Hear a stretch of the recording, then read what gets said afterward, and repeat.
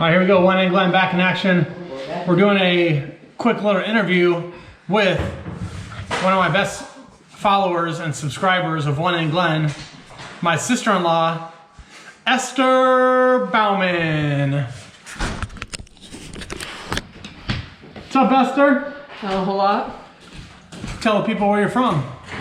I'm originally from Chicago, the suburbs of Chicago. Wow, but where are you living now? People don't care about that. They want to hear the good stuff. I live in Kenya. So Esther is living in Kenya, in the town of Kilifi, and she's been there for 2 years? 2.5. 2.5 years. What brought you to Africa, Esther? Initially?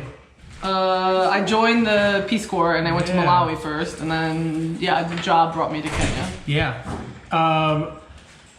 How long were you in the Peace Corps for? 24 months, so like 2 years and a little bit extra. Where did that all take you?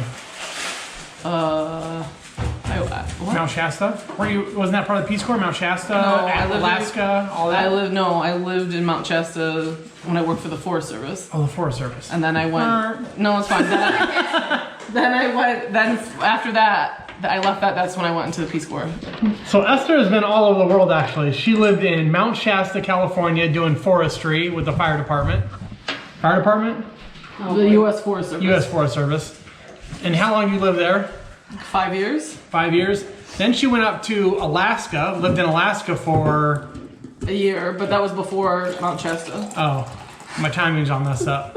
So hey, that's the stuff you edit out, right? Yeah, I edit, yeah. So she goes from Alaska to Mount Shasta to Malawi to Kenya. From Malawi, then I went and lived in Boston, like outside of Boston and Worcester. I went to grad school there.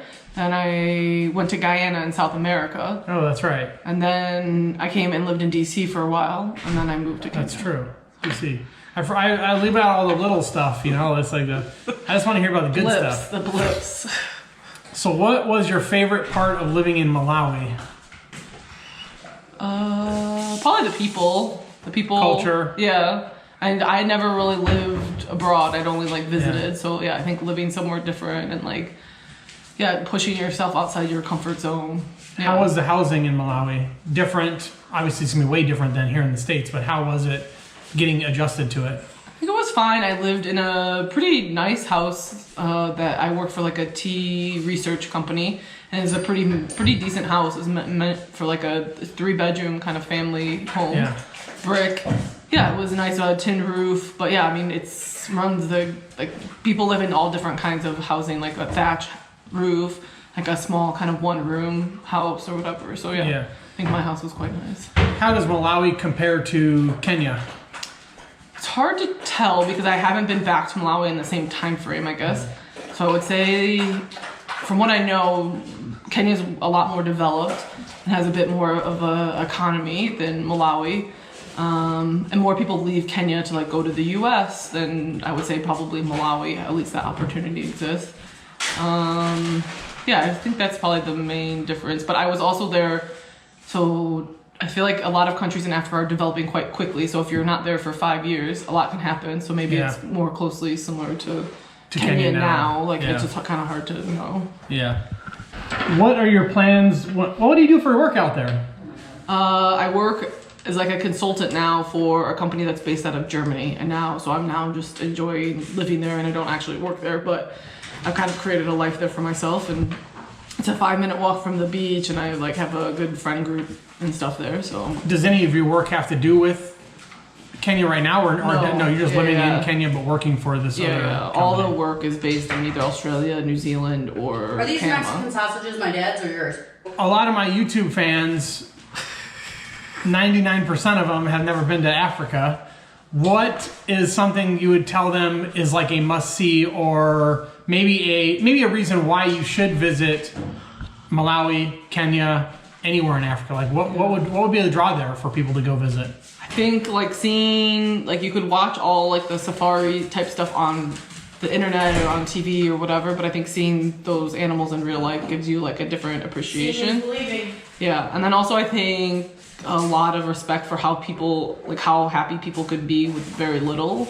And so like put your own life into perspective, that like people that don't have very much, they can still be really like happy and fulfilled, but like you don't need to have the nicest car, the nicest phone kind of thing. I think that might take more like living somewhere, but I think even just going for a visit and then you could see like, I say the same thing actually about Afghanistan, about what people don't have and still have a good, happy life. Yeah. You know, versus perspective of just life in general. Yeah, for sure. So.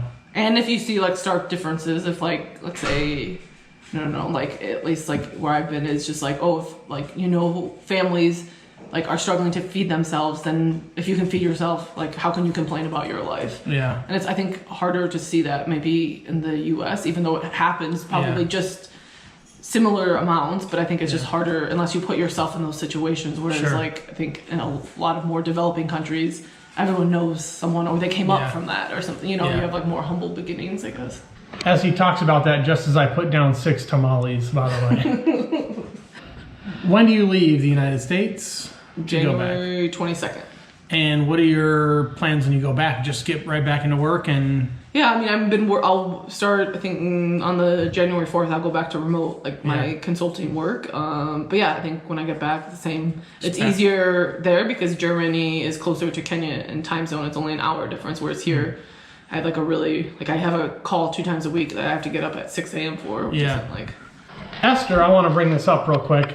Esther's mode of transportation she'll talk about, and Esther in her town is world famous. No. She'll tell you why. So what is your mode of transportation, Esther? I ride a motorcycle. A motorcycle. How many women in Kalifi are riding motorcycles? Maybe 2. I've seen 2, and then maybe a handful more of people that do it for work. But yeah, I think, personal wise, not that many, No other white ladies, I guess. No other white ladies. So that would make you... Unique. The one and only. Esther's out there cruising a motorcycle in Kalifi. The only one. What's the population? 300,000? Ooh, that's a lot. Yeah, it's considered a small town, but it's pretty big. Yeah, that's a lot. And you're on the ocean? Yep, 5-minute walk. Nice. Do you like being back in the winter? No, it's terrible. Whoa, Esther. Who likes winter? Show them outside. Let's take a look at this. Let's take a peek outside. What you can't see is it's 80 degrees actually out here. It's not. It's maybe 30. There's my man, Big Mike, Vietnam veteran. Soon we're gonna finish our game of African Train. We're playing Mexican Train, but we'll call it African Train for Essie. All right, Esther, are you happy to be back, and are you happy to be leaving when that time comes? Yeah, I think like, it's did your nice. Trip long enough? Yeah, more than long enough. I think it's also COVID. Like, I'm not going to be able to see everyone I want to see or do all the things I want to do. But yeah, it's nice. I mean, to see family, obviously. Yeah. But yeah, I'll be ready to go back in another month. All right, so that's my sister-in-law, Esther, world traveler, world famous in the town of Kalifi. She's going to get me 300,000 more subscribers from watching this. Right, Esther? I don't know about that. We're going to give it a whirl. We're going to actually post this video on all of her social media so that her friends will see it. And then they'll be like, oh man, Esther, she's a world famous YouTuber. God, don't post this on any of my social media. Wow, I'll lose my job. No, you won't. All right, that's it for today. OneNGlen out. See ya. Bye. No, I thought it was over. I didn't think I had to say bye. You always have to say bye. Oh, bye. Bye. Goodbye. Goodbye. I do not understand how this lid goes on the bowl.